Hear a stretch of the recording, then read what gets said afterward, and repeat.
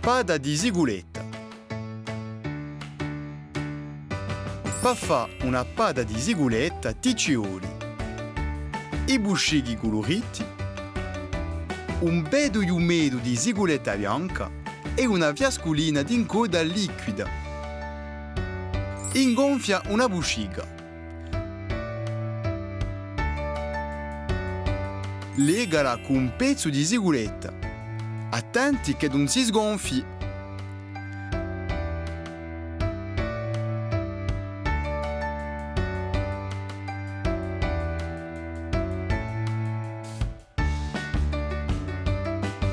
Fa passare la siguletta in la cruna di lago.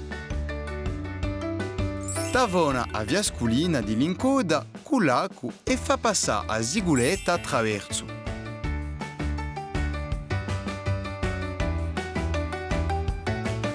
Taglia da pure sbucinare la siguletta da usoio umedo.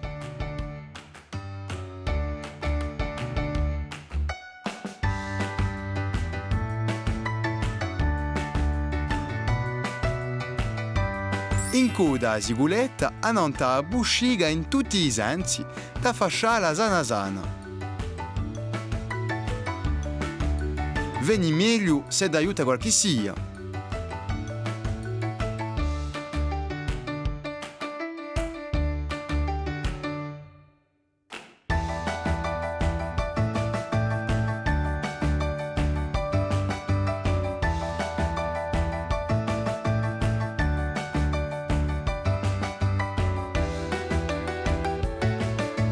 Fa scattare la busciga con l'acqua e caccia i pezzi di plastico che fermano.